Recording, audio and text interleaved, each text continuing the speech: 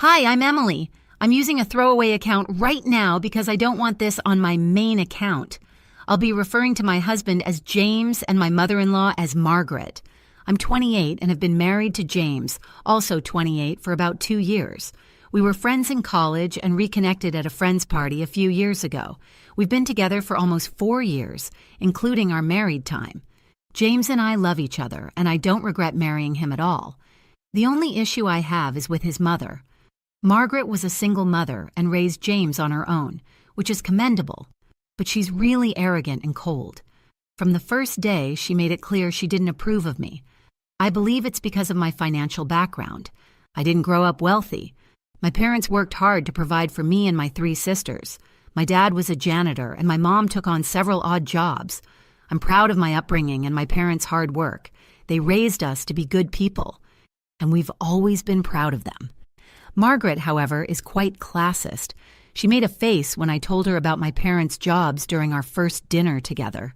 Since then, she's made it clear I'm not welcome in her family. She didn't say anything directly, but kept her distance and even used different, less nice silverware and plates for me. I didn't mention it to James at first because I thought I might be overthinking things. But over time, it became clear that Margaret's actions were intentional. She bought me cheap birthday presents with the price tag still on, even though she could afford nice gifts. For example, she gave James an expensive watch and her assistant a trip to Bali, while I got a knockoff Prada bag worth $85. Realizing I wasn't imagining things, I should have talked to James about it back then. I didn't know how to bring up something so upsetting. I had been discriminated against before, but never by someone I hoped to have a relationship with. I actually admired Margaret before seeing this ugly side of her. I want to have my own business someday, and when James told me about his mother, I was impressed. My sisters and I are all finance majors. We went to college thanks to student loans and managed to get decent jobs. I work in marketing and advertising, but dream of building something of my own. I didn't want a bad relationship with my mother-in-law, which is why I stayed silent before James and I got married. I hoped Margaret would accept me eventually, but it didn't happen, and things became awkward. A few months after we got married, I finally told James that I didn't feel comfortable visiting his mother because she made me feel inferior. I felt it had something to do with my family's financial background and my dad's profession. James was understanding and said he'd talk to his mother to clear the air. He did, but it didn't help.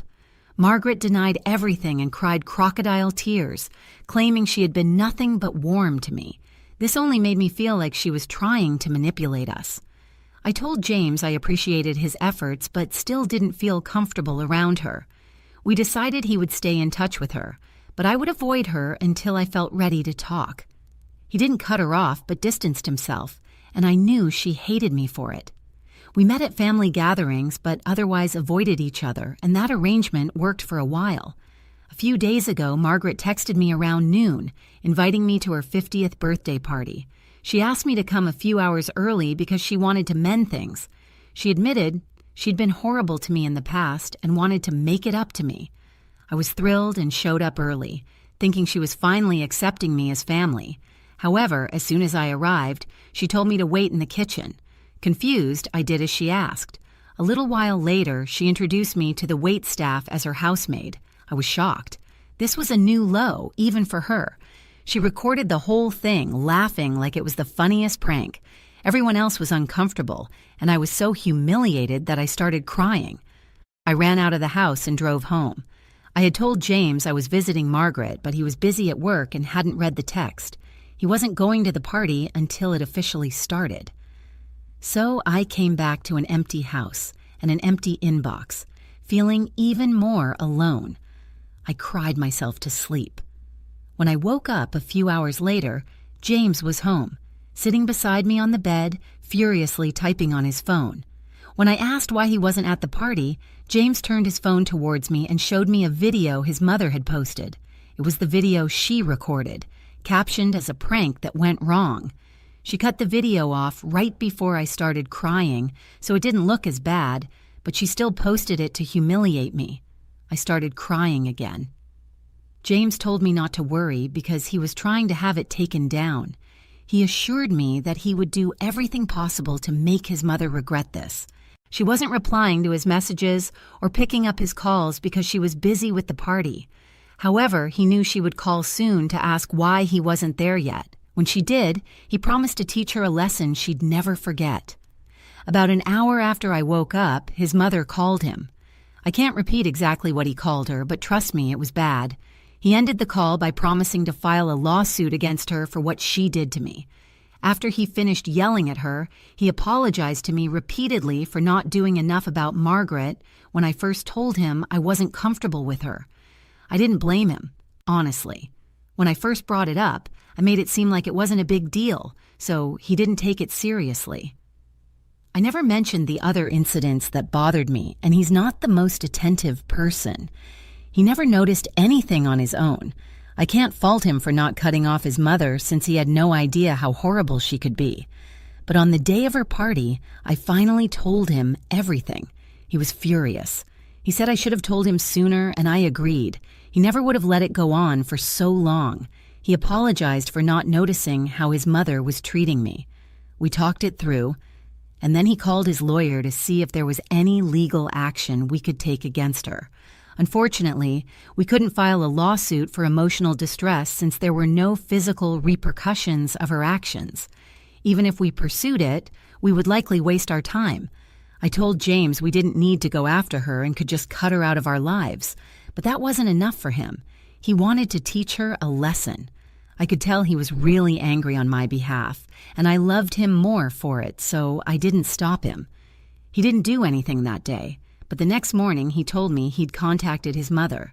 He gave her 3 days to issue a public apology, not just to me, but also to my family, in video form. If she refused, he would ensure all her business associates knew how she'd been treating me, which would ruin her reputation and future as a female entrepreneur. This threat was serious because it could destroy her career. We're on the 2nd day now, and I don't feel good about this. It feels close to blackmail. I expressed my concerns to James, but he dismissed them, saying it was the only way to teach Margaret a lesson and ensure she never bothered me again. I don't like this at all, letting my husband go after my mother-in-law. Update. Many of you suggested I talk to James again, so after he came back from work, I sat him down and shared my concerns. I know Margaret is the bad guy here, but I don't want to stoop to her level just to get back at her. I told him I didn't like the idea of resorting to such tactics for an apology that would be insincere. I asked him to call it off and let Margaret do whatever she wanted as long as she stayed away from us. Surprisingly, he didn't resist this time. Instead, he broke down into tears, and I had to console him for several minutes before he could tell me what was really bothering him. As many of you guessed, he was overcompensating for not taking things seriously when I first told him about Margaret. I realize a lot of this is my fault because I was desperate for her acceptance, even though she hated me. After watching a video, which has since been deleted, he saw how deep-rooted Margaret's problems were and felt really guilty. He channeled all his guilt into getting back at his mom instead of listening to me and what I wanted. But talking to me made him realize he was making the same mistake again by not taking me seriously. I'm quite submissive and struggle with asserting myself, but we discussed it and he texted Margaret, telling her there was no need for an apology because he didn't want anything to do with her anymore. I'm proud of both of us for handling this well and ensuring it's us against the problem, not us against each other. James and I care deeply for each other, which made it hard to address the biggest issues. We agreed to look into marriage counseling, as we could benefit from it. I've already started searching, and I hope to begin working on our marriage within the next week to prevent similar incidents from happening again.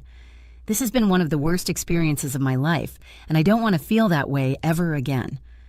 I'm glad James is cutting Margaret off because I don't think I could see her again without wanting to smack the arrogance out of her. I won't do it, but I hope someone does. Update. A week has passed since the party. Margaret hasn't tried to contact us since James gave her the ultimatum and didn't even reply when he told her the apology wasn't needed anymore.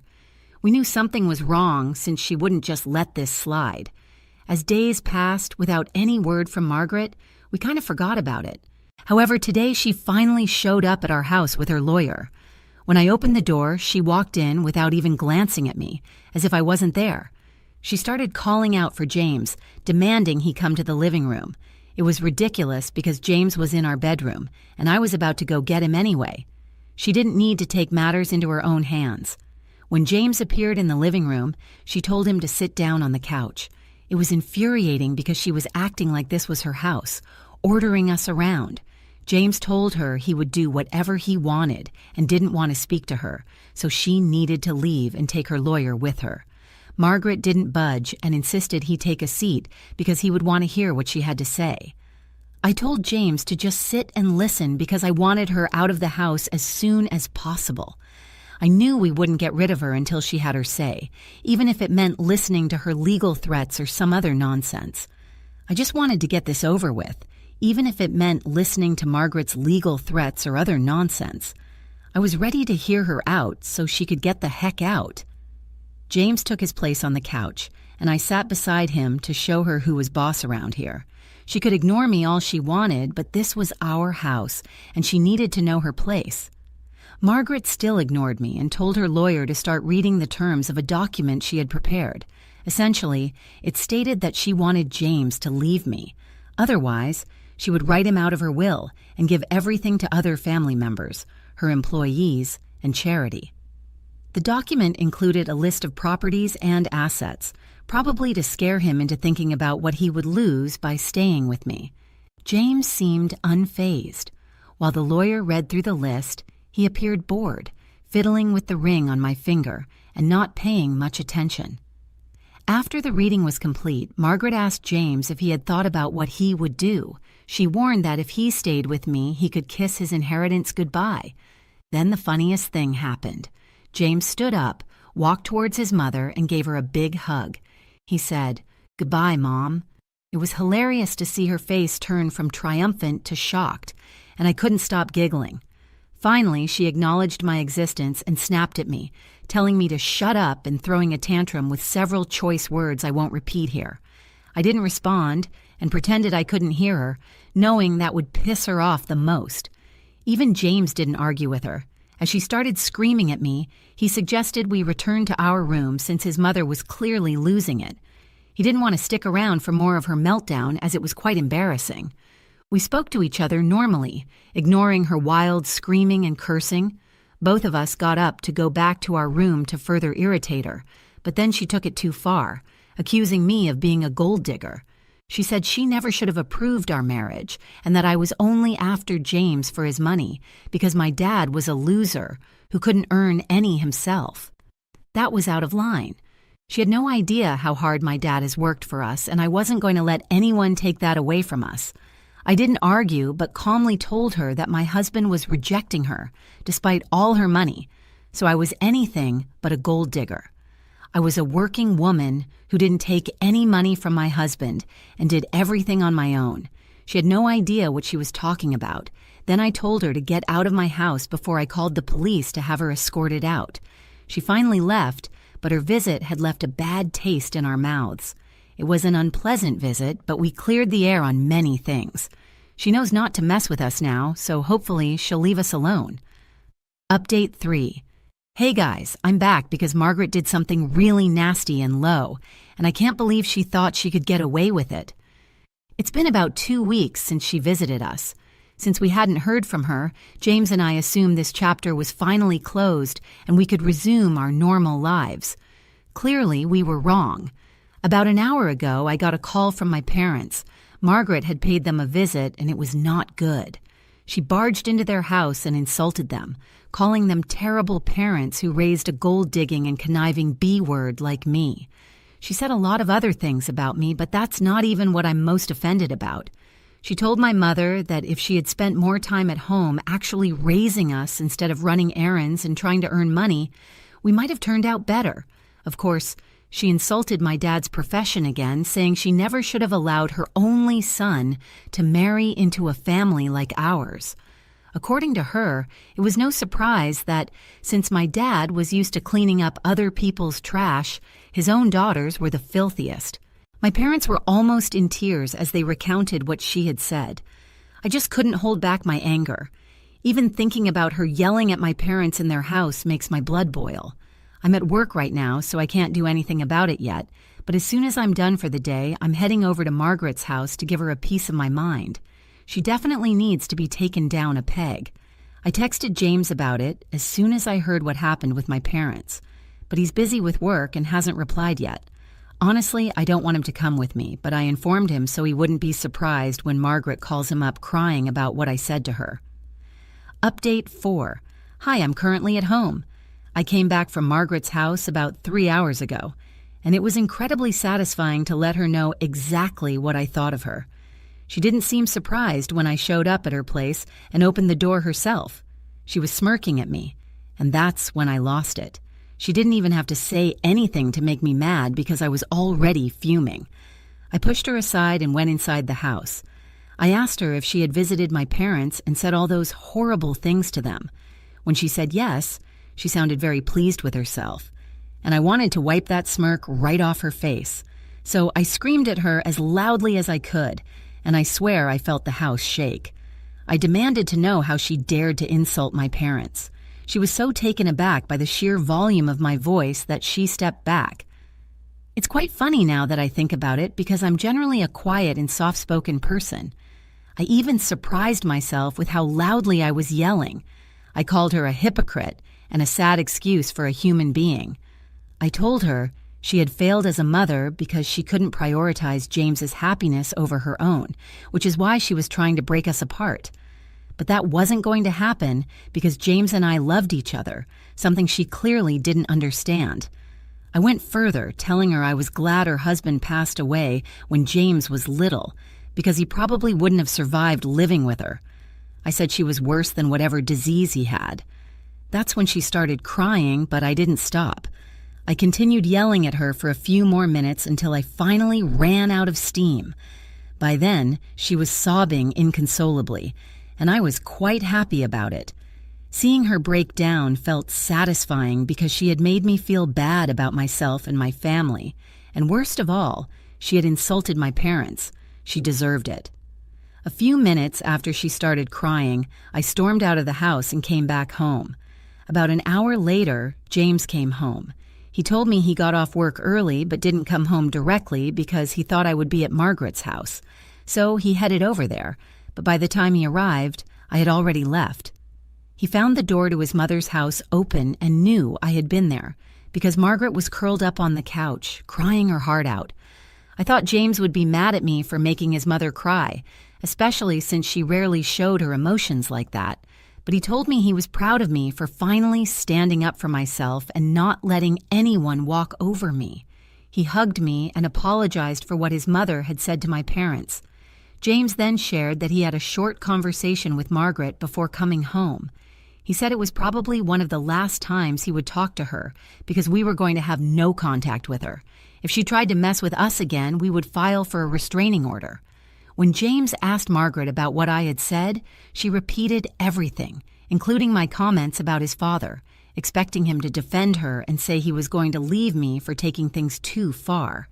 But he disappointed her by saying he wasn't offended by my words about his father, because Margaret had said much worse about my family. She had it coming. They got into another fight, with Margaret accusing him of not caring about her and always taking my side because I was pretending to be soft and innocent. But he told her that wasn't the case at all. The only reason he was on my side was because I was right. I had never gone out of my way to hurt her or make her feel inferior. It was she who used to do that to me. Even when confronted and given a chance to improve, she didn't take it. Instead, she turned it around on me and tried to gaslight me. Now, she couldn't complain. She had enough opportunities to make things right with me, but she didn't. Now that I was finally standing up for myself, she couldn't victimize herself and make me look like the villain. James walked out of his mother's house even as she screamed for him to come back and demanded that he leave me. But he told me he had made his choice and didn't care about anything else. It was sweet, and we had a cute little moment. We're still going to continue marriage counseling as it's going well, but now we know for sure that we have each other's backs forever. That's all I ever